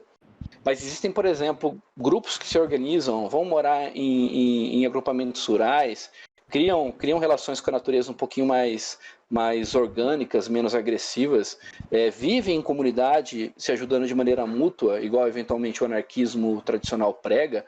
Então, assim, algumas respostas pro que a gente pode fazer, elas existem. O que a gente não pode se iludir, e isso é trágico, é que a gente vai resolver de verdade as coisas, entendeu? E de que a gente pode, de certa forma, descansar. É chato. É chato. Isso é foda, mas é verdade pra caralho. eu falo como uma pessoa cansada, muitas vezes, de certos debates. No entanto, aqui estou cansada, de certa forma, de defender a ciência num momento em que a obscuridade cresce bastante, mas, no entanto, aqui estou. No entanto, ainda há frontes a serem lutados, entendeu? O problema é que é cansativo. Eu concordo que é cansativo, mas a gente não pode deixar de olhar para como as coisas eram, tá? Por exemplo, uma relação com direitos humanos. Você não pode deixar de olhar para como as coisas eram, e essas coisas elas eram realmente muito escrotas, e não pode deixar de ter um norte de como você quer que elas sejam no futuro. Esse norte, essa utopia que a gente sempre alinha, assim, sabe? Nem como se você fosse atirar com uma flecha. Você alinha sempre um pouquinho a flecha um pouco mais para o alto, você coloca enquanto meta, ela é importante para você buscar o resultado. E sim, esses resultados eles são lentos, eles são graduais, eles são sempre cheios de problemas. A vida humana, tá? Já que estamos falando da nossa trajetória, ela é passível de interrupção o tempo inteiro. Mesmo sem pandemia, todos nós estamos sujeitos a uma morte imediata na manhã seguinte, sabe-se lá por que motivo. Mas existem caminhos. E aí, voltando um pouquinho aqui, existem, obviamente, por mais insatisfação que a gente tenha de uma série de coisas, ansiedades, existem prazeres, existem coisas que você, enquanto um organismo vivo, de acordo com o que você gosta, de acordo com o que você foi acostumado a consumir enquanto cultura, de acordo com o que você valoriza em relação a amizades, se os seus valores são, sei lá, ter uma família, ou deixar um descendente, ou deixar um legado, ou ter bons momentos com seus amigos, ajudar uma comunidade, etc e tal, existem coisas nessa vidinha complicada que a gente vai ter sempre que vão nos proporcionar prazeres e vão nos proporcionar, sim, algumas mudanças. É triste dizer isso, tá? Mas, infelizmente, a gente tem o que fazer. E por que eu falo que é triste? Porque, às vezes, o que a gente mais queria era escorar num barranco, fumar um último cigarro e falar, mano, que se for essa merda. Acabou. Se for essa merda, porque não tem solução. Eu dou uma péssima notícia para todos nós. Tem caminhos. É um saco, porque são caminhos com resultado muito lento, eventualmente resultados que a gente não colhe, tá? Então, por exemplo... Tem uma termo falando que eu não sei, que é tipo tipo plantar tâmara, que quem planta tâmara não colhe tâmaras. Exatamente. Então, assim, ainda tem muitos problemas, por exemplo, envolvendo a comunidade negra norte-americana, e pode ter certeza que as primeiras lideranças negras sofreram muito, Martin Luther King, Malcolm X, mas coisas se construíram depois. Sim, então é essa mesma coisa. Né? Essa mesma coisa. Só que assim, eu queria de repente para outros caminhos aqui nessa conversa. Pode? Qual você queria? Pode ser. Porque a gente acabou entrando um pouco em política sem querendo. Porque é inevitável. Hoje em dia é uma coisa que está muito atrelada. Então, já que a gente vai sair dessa ideia, eu só queria dar um último adendo que é muito forte, assim. Isso é uma coisa que eu queria até fazer um vlog só eu falando só sobre isso. Eu vou fazer ainda e vai estar no canal aí no YouTube ChimeraCast, depois vocês assistam. Cara, a gente vive numa sociedade hoje em que a gente vê quando as pessoas são babacas, sabe? A gente consegue falar, tipo, porra, essa pessoa é uma vacilona, tá ligado? Tanto que a gente teve no BBB, até que você comentou aí, muitos exemplos disso, como, por exemplo, o Nego Di e a Carol Conká. Eles são duas pessoas muito escrotas, tá ligado? Muito escrotas. E as pessoas viram isso, as pessoas não gostaram disso, e as pessoas mandaram eles embora da casa com a maior rejeição da história. O Nego Di bateu o recorde, logo em seguida a Carol Conká bateu o recorde com 99,18%, não lembro. 17%, foi 17%. 17, cara, o número maldito. O número maldito, oh meu Deus! Mas é tipo assim, nós como seres humanos, como brasileiros, a gente consegue ver claramente discernir uma pessoa legal, uma pessoa gente boa, uma pessoa gentil, uma pessoa arrombada. Esse aqui é o arrombado, esse aqui é o gentil. Ok. Porém, quando a gente envolve conceitos políticos no meio disso, acabou. Acabou porque aí muita gente já se confunde, porque a gente tem hoje em dia a bancada política, que eu acho que é a coisa mais absurda que a gente tem. Obviamente eu não quero desrespeitar a religião, você ter A sua fé, você tem a sua religião, mas política é uma coisa que engloba pessoas que estão na sua religião, pessoas que não estão na sua religião, pessoas que não estão nem aí para religião. E as pessoas não. As pessoas que estão nessa bancada religiosa não lutam por por essas outras pessoas só pelos próprios fiéis, tá ligado? Só pelos próprios interesses. E isso é inegável. Só que o que eu tô querendo dizer com isso é que quando envolve política, a gente acaba se perdendo um pouco. Eu mesmo acabo me perdendo, mas o meio comum acaba se perdendo muito porque eles têm esses outros conceitos aplicados um em cima do outro, e aí já vem um preconceito velado, já vem a ideia de que, sei lá, comunismo é do capeta, sabe? Então, tipo assim, eu tenho a grande certeza que 99% das pessoas que falam que comunismo é do capeta não sabe nem o que é comunismo, não entende nem direito o que é uma sociedade, não entende direito o que é o Estado, não entende direito o que é o capital, tá ligado? Nunca li o Capital do Karl Marx. Eu nunca li também. Só que, tipo assim, mano, eu tenho uma mínima noção do que eu tô falando, tá ligado? Eu não tô falando tudo isso aqui em achismo, tá ligado? Teve muitas pessoas que eu conversei sobre e que tem o know-how de tipo, saber explicar e saber o que tá acontecendo, e saber diferenciar as coisas, e saber ter a centralidade de explicar alguma coisa sem tendenciar nada, sem tipo assim, eu vejo que muitas vezes as pessoas dentro, tipo, de, sei lá, de... Mano, tem curso de história que os professores ficam xingando, as pessoas de fora ficam xingando os professores porque eles ensinam sobre comunismo. Mano, comunismo é uma coisa que existe. Não adianta a gente querer fugir disso. Não adianta a gente falar que isso é do capeta. Isso é uma coisa que existe, isso é uma coisa que acontece no mundo de hoje e você tem que ter o conhecimento sobre. Porque se você não tiver o conhecimento, você vai achar que é uma coisa do capeta, você vai achar que é uma coisa do absurdo, um monstro de 7 cabeças, você não vai entender e você vai se odiar aquilo. A mesma coisa serve para o comunismo. Mesma coisa serve para transexuais, mesma coisa serve para as mulheres, mesma coisa serve para os gays. Isso é um bagulho básico de simplesmente respeitar e ter conhecimento, sabe? As pessoas não buscam conhecimento. O ET Bilu falou isso pra gente e a gente cagou pra ele, mano. Mas pode dar a sequência.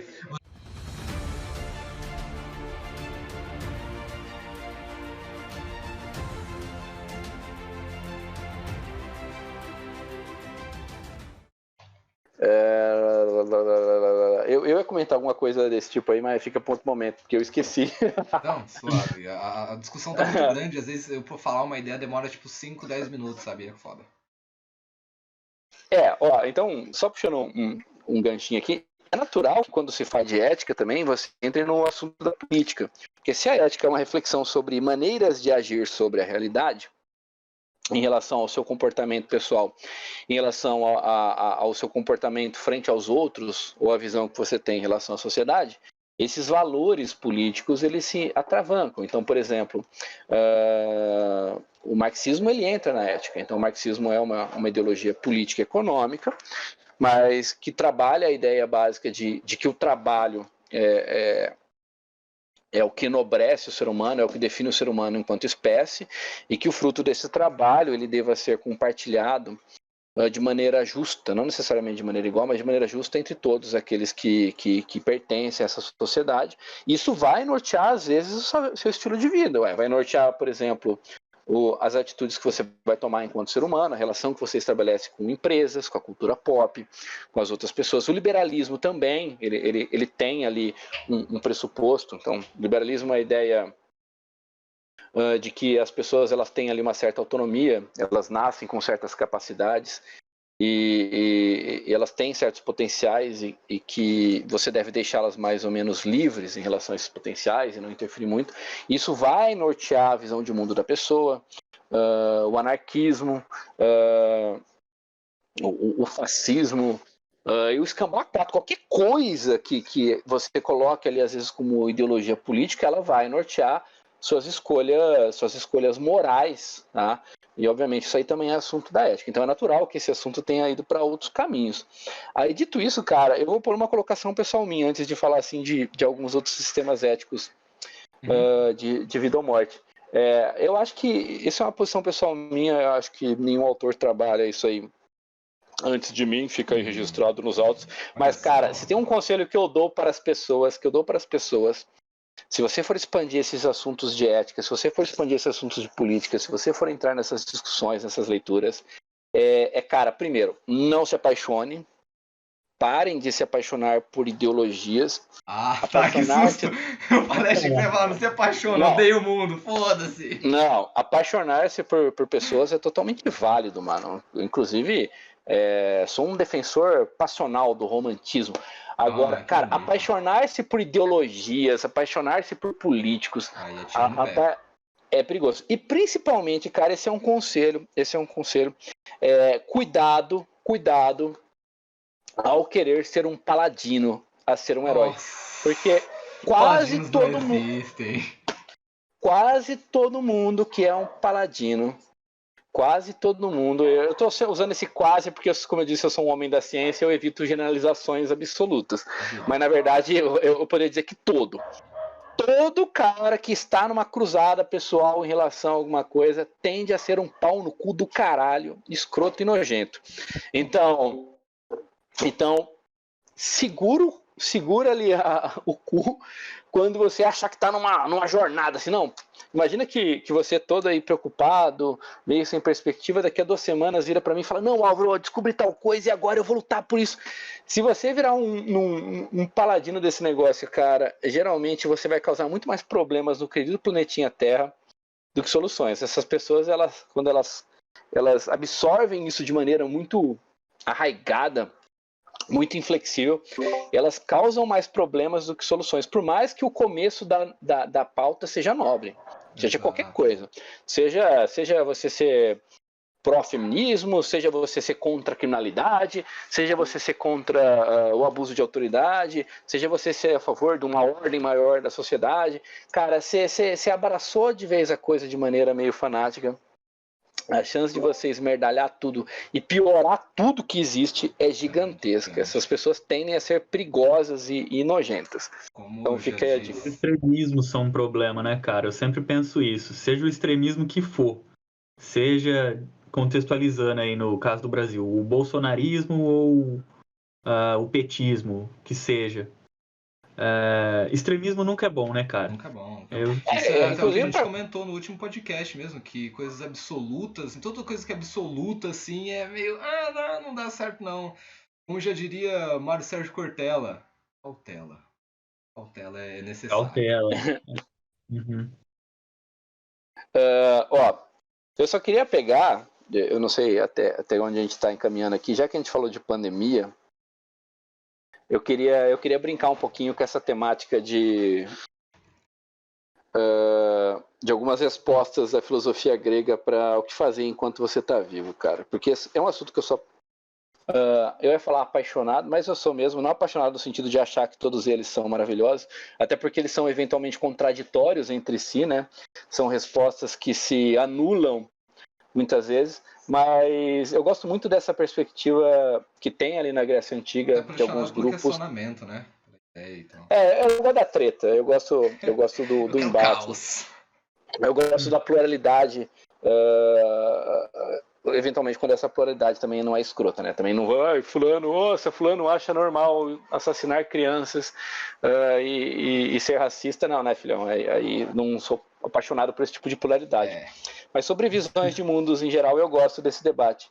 Então, assim, eu falei já dos cínicos. Os cínicos dizem que a solução para os seus problemas é virar o cachorro do Marley e eu, viver cada dia de cada vez, beber água da torneira, beber água da poça, não tomar banho, rolar na bosta, esse tipo de coisa.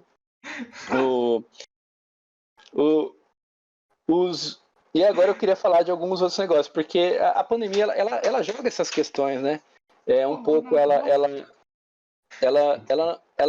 nos faz pensar muito na morte. E a sociedade atual, para o bem e para o mal, ela não pensava muito na morte antes. A morte era um pouquinho mais distante da gente. A gente faz velórios em lugares distantes, a gente morre muito menos do que morria antigamente. Mas a morte era uma preocupação muito constante dos seres humanos durante a história.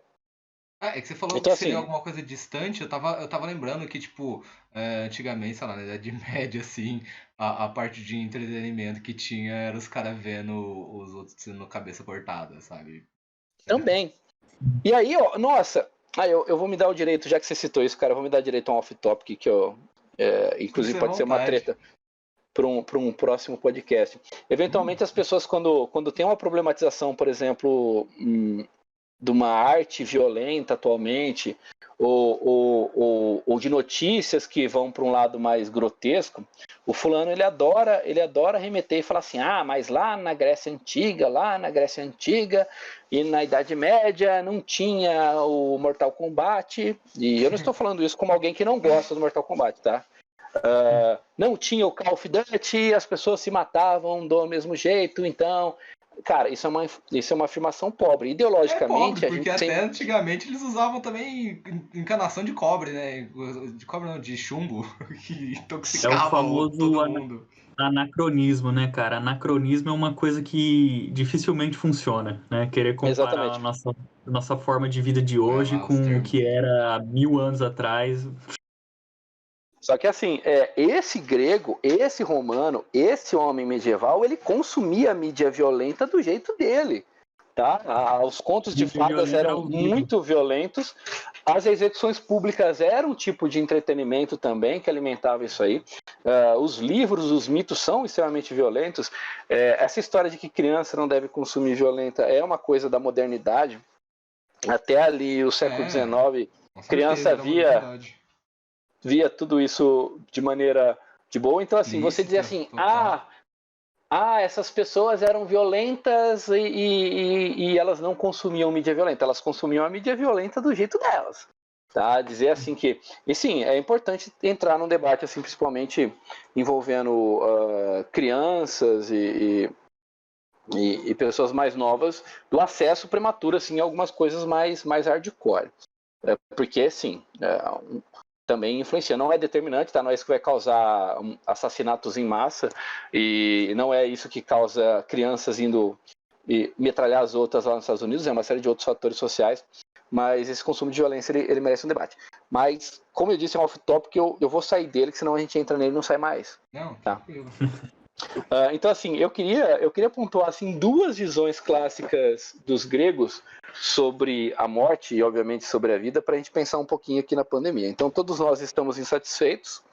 Então, a pandemia ela afeta a nossa existência econômica, e isso é problemático. Então, não querendo citar Marx, mas citando, nós dependemos dessa existência econômica e a falta dessa produção econômica, a miséria, ela atrapalha, sim. A pandemia ela agravou isso em alguns aspectos. A pandemia ela afeta a nossa convivência cotidiana. Nós, seres humanos, somos animais sociais e estávamos muito bem acostumados a uma convivência social mais física. Por mais que as relações são mais virtuais hoje em dia, faz muita falta essas relações mais físicas. Então a gente fica chato, a gente fica meio depressivo mais do que devia. Eu até vou citar um off-topic rápido aqui, mas não tão grande quanto o outro. Tem uma página que chama Solidão no Facebook, e ela eventualmente posta umas coisas assim meio incel, meio que nem aquelas páginas de orgulho hétero e tal. Mas ela cara, aconteceu um fenômeno com essa página que eu achei muito surpreendente. As pessoas de todos os espectros políticos, idades, ideologias, gente que é comunista, que é professor, amigo meu de longa data, acabou compartilhando uma coisa ou outra dessa página nos tempos recentes, nesse lockdown. De certa forma, algumas angustiazinhas ali, as pessoas não ligam para mim, elas apareceram nesse lockdown, assim...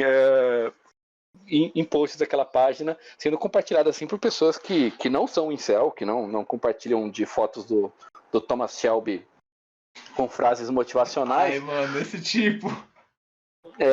Mas essas pessoas não eram desse tipo. Então, assim, realmente afeta. A gente precisa de uma convivência social, a gente está um pouco menos economicamente bem, não só por conta da pandemia. Tá? Não vem aqui Bolsonaro tirar a culpa do Bolsonaro, que o Bolsonaro é um pau no cu, que não sabe gerir a economia, e muita bosta que aconteceu é culpa dele. É um termo que se aplica bem no caso aí. Então, assim, a gente tem essas angústias, e aí, cara, eu queria citar, assim, 3 vertentes aqui, rapidinho, gregas, de respostas para essa perspectiva de falta de perspectiva. Então, primeiro é a perspectiva dos hedonistas. O hedonismo é um movimento tilangão da Grécia e de Roma, basicamente que coloca como norte principal, já que você vai morrer, o prazer. Tá? O hedonismo quase sempre ele é associado, com razão, a um prazer tipo babaca. tesão mesmo? O prazer babaca, o seu prazer imediatista, individualista, meio escrotizão. Então, o que um hedonista está fazendo nessa pandemia? O hedonista nessa pandemia, ele vai para uma chácara com 300 pessoas, faz muitos sexos e bebidas e nada contra isso aí, tá? E depois volta e beija sua avó de 80 anos na testa e foda-se se a véia vai morrer. Ele acha que vai morrer cedo, ele tá apressando um pouquinho a morte dele, porque o hedonismo ele é um comportamento geralmente responsável para com os outros e para consigo mesmo, em busca do prazer. Então, por exemplo, o hedonismo acho que o jeito fácil, assim, quase todo rockstar de antigamente era classicamente um hedonista. Alguns estão vivos hoje em dia, mas muitos... A gente pode dizer que é quem faz balada clandestina. Exatamente. O hedonista, ele está nessa busca do prazer imediato, ele não sabe quando vai morrer, nenhum de nós sabe. Então ele está em busca desse prazer imediatista e, eventualmente, ele não liga muito pro que vai acontecer com os outros, em busca desse prazer. Só fazer um adicional rapidão, esse hedonista, cara, a galera na década de 80 era full isso aí, todo mundo era assim, velho. Todo mundo era assim, mano. Era vida, vive lá a vida louca, 100%. Inclusive, já que você citou isso aí, sim, parte, por exemplo, desse... Por favor, não quero que me confunda, eu não sou uma pessoa contra a putaria, muito pelo contrário. Mas, por exemplo, freou-se muito desses comportamentos ali o advento da AIDS. Conforme ela surgiu, ela se tornou uma coisa perigosa e palpável. As pessoas hoje em dia não têm mais medo e voltaram a fazer bosta. E eu não estou falando que fazer bosta é transar com quem você quiser. Isso é uma liberdade que todos nós temos e devemos exercer. Mas não ter um mínimo de prevenção e de cuidado, as pessoas passaram a serem mais irresponsáveis em relação a isso. Inclusive voltou, já que estamos falando de depressão, de coisas que são problemas, voltando, terraplanismo, alguns problemas que a gente tinha enfrentado bem na década de 90 de controle de algumas doenças sexualmente transmissíveis, voltaram. Então o hedonismo, qual é a resposta? Eu vou morrer mesmo, não sei se eu sou imune a essa doença ou não, tô de saco cheio de ficar em casa, então minha resposta é meter o louco e ver o que rola. Essa é uma resposta clássica do hedonismo. É uma busca do prazer meio responsável. Em contrapartida, totalmente oposta a isso, tem um grupo de filósofos ali, de gregos, e aí eu falo filósofo não de alguém que estuda a natureza, etc., mas ligados a essa perspectiva de moral, que são os estoicos. Os estoicos, por sua vez, eles vão argumentar de maneira que se aproxima muito ao ascetismo cristão. Os cristãos gostavam muito dos estoicos, as classes mais abastadas gostavam muito dos estoicos. Os estoicos, eles vão argumentar, olha, a vida ela é cheia de prazeres, ela é cheia de agonias, ela inevitavelmente acaba e maluco, você tem que parar de ser emocionado, tanto com as coisas boas quanto com as coisas ruins. O estoicismo é uma perspectiva de paciência. E sim, eu já fui estoico por um bom tempo da minha vida, hoje em dia eu não suporto esse povo, mas eu queria deixar claro para vocês que, porque o estoicismo ele é uma apatia, né? A meta principal do estoicismo é uma apatia. Então, estou apaixonado. O que um estoico diria para você? Olha, as pessoas se apaixonam mesmo. Isso aí, uma hora acaba. E você não devia estar tão feliz. Você não devia estar tão feliz, cara. Uma hora acaba aí, fica tranquilo. O estoico é um pau no cu do caralho que diz, olha, não aproveite que você está apaixonado. O estoico é um pau no cu que seu filho morreu, o estoico vai virar para você e falar assim, olha, as pessoas morrem, né, cara? Quantas pessoas morreram antes de você, antes do seu filho? Olha então, a gente tá falando. Então, o estoicismo, ele tem aquela fleuma que às vezes você vê em rico de filme inglês, de as coisas não me afetam totalmente. Mas apesar do estoicismo, enquanto filosofia completa, ser uma coisa que eu renego hoje em dia, eu acho que nesses tempos em que a gente está passando por um período que a gente tem que passar por certas dificuldades, ele pode ajudar a gente a pensar de maneira um pouco menos paranoica também. Olha, meu amigo, estamos numa pandemia, as forças científicas estão trabalhando para resolver o problema, as nossas forças políticas, nem tanto, mas estamos caminhando. E paciência, porque o estoicismo é um tipo de filosofia que combina muito com paciência, combina muito com uma certa frieza de analisar as coisas. E se essa frieza ela é uma bosta, se você levar realmente como filosofia de vida o tempo inteiro, porque você é alguém que não vai vivenciar prazeres, não vai valorizar os prazeres e talvez não vivenciar dor, porque vivenciar dor é importante, tá? Chorar às vezes pra caralho é importante, mas tem essa mensagenzinha aí. Acalma um pouco. Dá pra acalmar e passar. Aí, aquela seita lá, mano. Ligado a seita? Não, é um filme, Não, é a seita que dói menos, tá ligado? Porque não sei o que fazer, mano. A seita que dói menos, que eu acho que é uma forma mais tranquila da gente viver. E pegando um pouco naquele que a gente falou do niilismo, você ficar pirado com isso é uma bosta. Mas você aceitar que você é isso faz você ter uma paz, assim, do mundo. Tipo, mano, vou tentar, tá ligado? Se nada der certo, é isso aí. Não deu. Fazer o quê? E por último, mas não menos importante, já que o estoico é um cara muito pouco afeito ao prazer, né? E a dor também, né? Então você cria um ascetismo, uma apatia em relação a tudo. Eu posso dar uma resposta aí que eu gosto muito, então eu estou sim fazendo proselitismo para minha filosofia grega favorita aqui, que é os epicuristas. Então os epicuristas são um grupo que surgem lá na Grécia Antiga também, e também tem como pressuposto a ideia de que você vai morrer, tá? Só que os epicuristas são caras muito legais. Então, primeiro que os epicuristas eles são os cientistas da época. O começo da ideia epicurista ela vem justamente da aceitação da ideia de átomo. Então, existe o átomo, a gente é feito de várias pequenas partículas. Por favor, aqui estou falando do átomo grego, tá? Não do átomo moderno, que vão se desmembrar e voltar à natureza depois. Temos um tempo curto de vida e talvez, cara, só talvez a gente devesse, enquanto estar vivo, buscar o prazer. Só que o prazer para o epicurista não é a porra louquice do hedonista.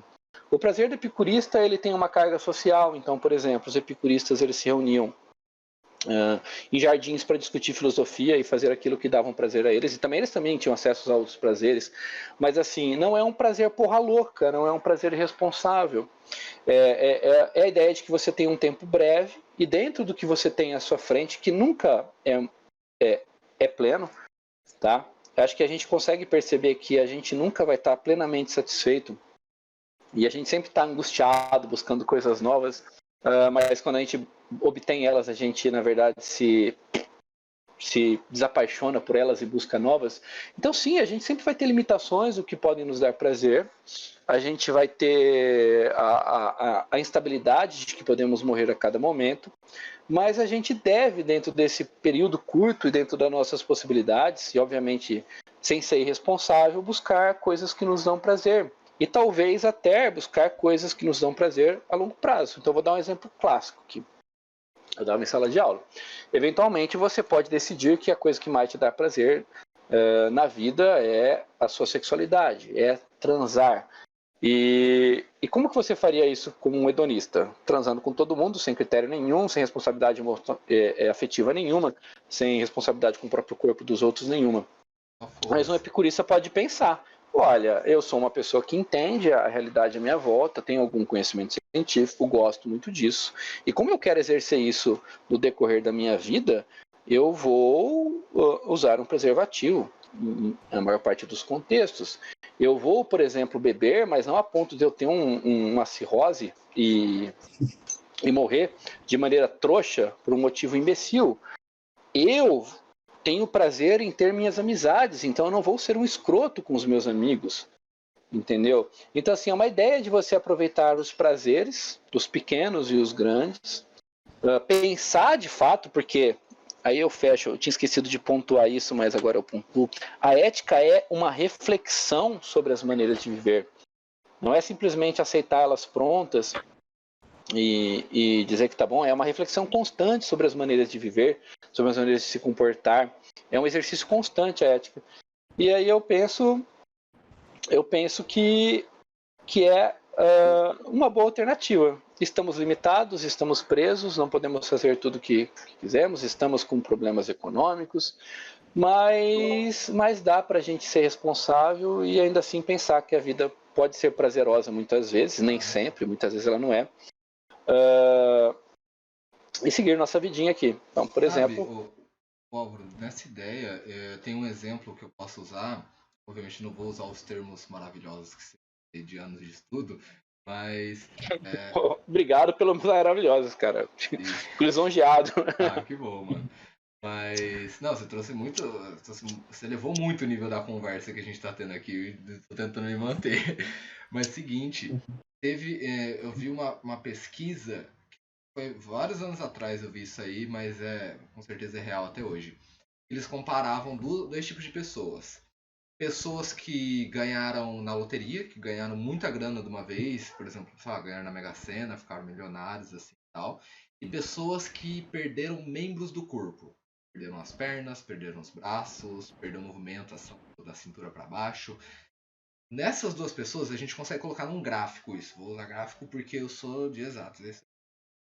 Imagina que para cima é a felicidade e para baixo é a tristeza. Se a gente colocar os dois pareados no começo, a gente vê essa pessoa que ganhou muito dinheiro, ficando muito feliz, porra.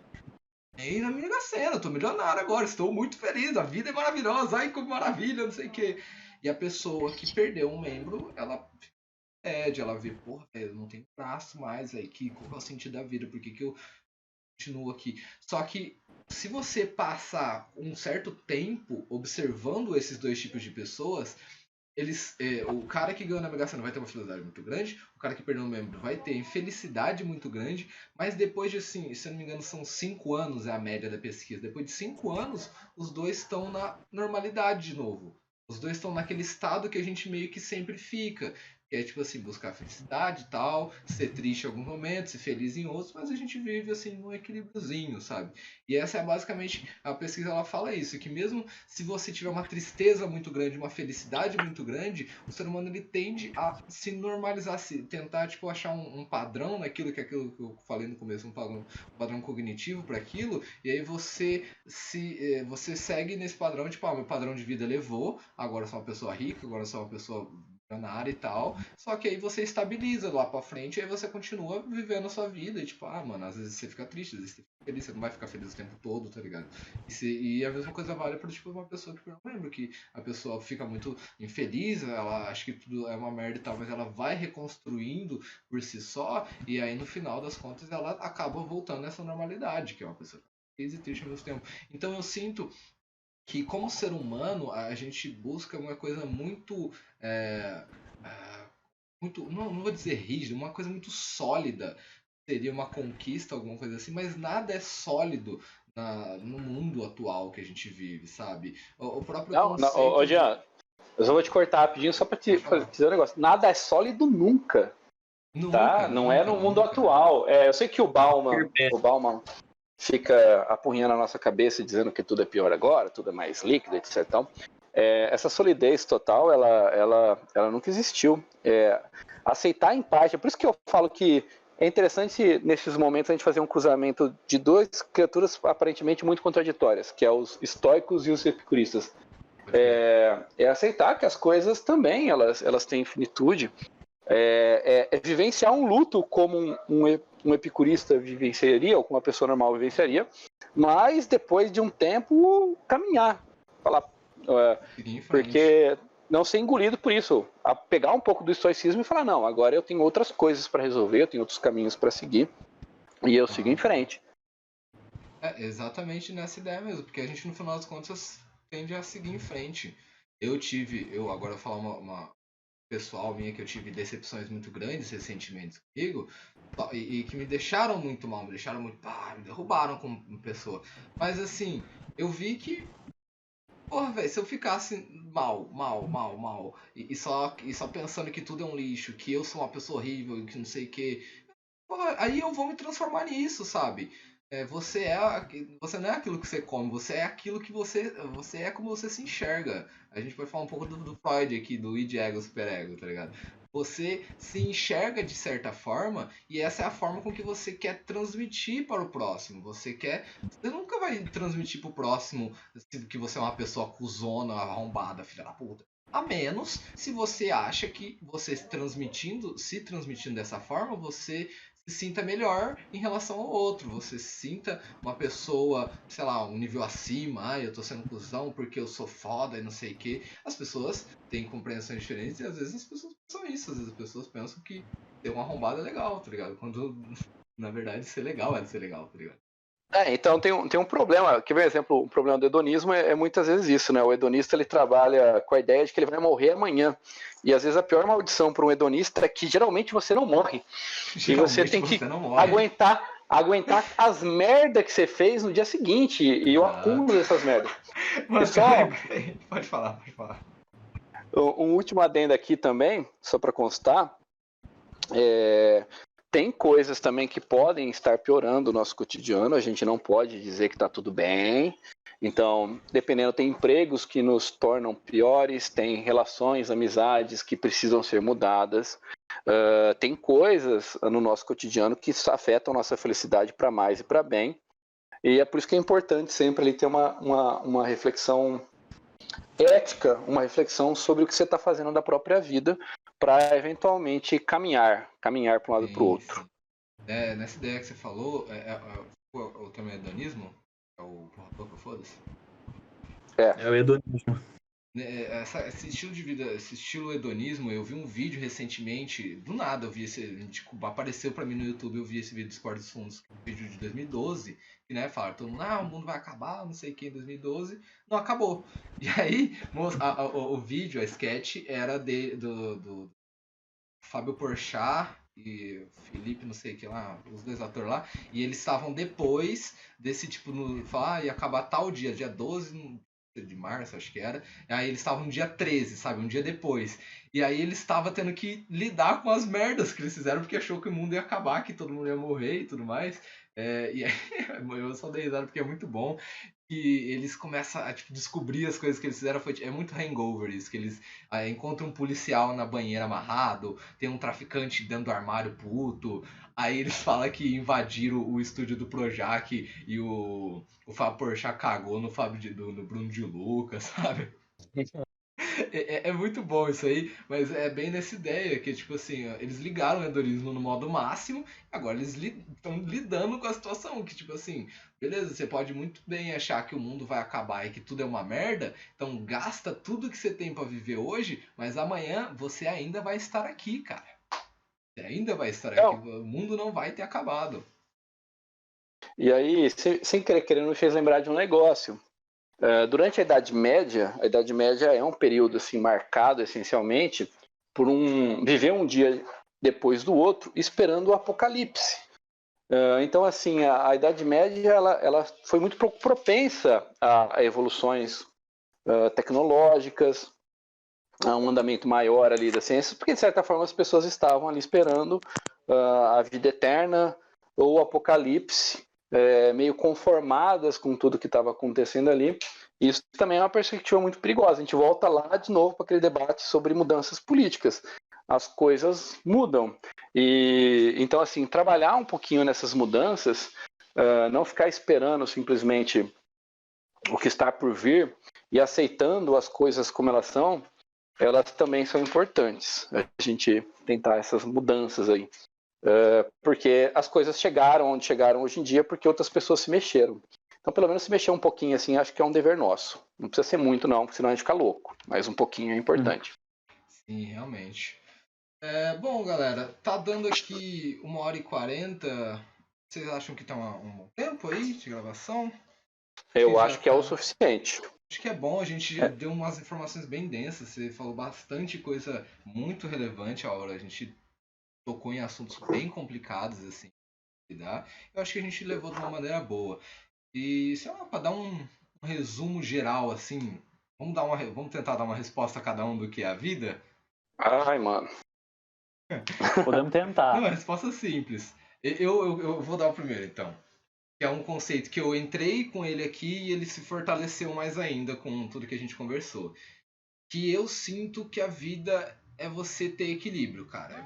É tipo aquela galera, ai, good vibes. Não é essa coisa good vibes, não. Você sofre, você chora, você sente dor, mas você também é feliz, você dá risada, você curte. Então eu acho que é um pouco de droga, um pouco de salada, sabe? A gente tem que ter um equilíbrio, tem que ter um momento certo de se curtir, um pouquinho, tem que ter um momento certo de ser triste, você tem felicidades e infelicidades na sua vida. A gente não pode só viver na ignorância e tentar realmente buscar agregar mais ainda. Você tem que ter o seu momento de hedonismo, assim, de meter o louco. Todo mundo tem que ter essa liberdade, mas ao mesmo tempo a gente tem que ter cautela, a gente tem que ter noção, a gente tem que ter conhecimento. E no final das contas, é isso igual o Cacalás está falando aí. É o yin yang, tá ligado? É você ter a escuridão dentro de você, assim como você tem a luz, e dentro de cada uma tem dentro da escuridão tem a luz, e dentro da luz tem a escuridão. Se você encontrar esse equilíbrio, encontrar a forma com que você esteja satisfeito, e que não só você esteja satisfeito momentaneamente, como você esteja, se for bom para você, ter um planejamento, ter um crescimento pessoal, um crescimento profissional, um crescimento cultural, um crescimento monetário, sei lá, se isso for o que te faz feliz, não vou falar, não vou correr o perigo, na verdade, de falar que te faz feliz. Se isso for aquilo que faz você deitar sua cabeça à noite e dormir tranquilo e se sentir satisfeito consigo, vai embora, curte a vida e mete o louco. Mas também cautela.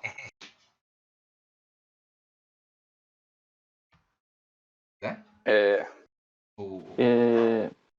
Bom, eu Vai o falo. Zé primeiro, eu vai o falo Zé porque primeiro. a minha fala vai ser bem curta, eu imagino. Então eu vou falar antes. Cara, eu acho que a vida é o que você faz dela, né? Querendo ou não, coisas boas ou ruins vão acontecer, como o Jean disse, né? Isso está fora do nosso controle. Mas a forma como você encara cada uma dessas situações está dentro de você, né? E desde que outra coisa muito importante que eu acho também é você não prejudicar o próximo, né? Afinal, você não está sozinho no mundo, né? Então, viva a sua vida o mais focado no momento presente possível, né? O passado tem o seu valor, você pode tirar lições dele, mas não fique remoendo.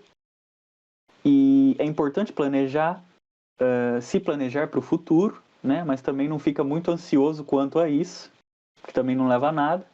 Acho que o presente é o momento mais importante.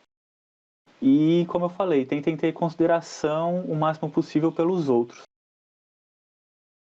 É isso. Ok. Só um adendo rápido. Ô Zé, se você se sentir vontade, cara, pesquisa depois existencialismo enquanto corrente filosófica. Ela combina um pouco com o que você falou bem no comecinho. Então vamos lá. A minha... Já ouvi falar sobre, mas vou me informar melhor. Ok. A minha resposta aqui é a resposta clássica de professor. Eu acho que não tem como eu resumir esse assunto. Eu acho que eu já resumi assim o que deu assim durante o podcast inteiro. Como eu disse, na minha perspectiva, nunca é um assunto simples.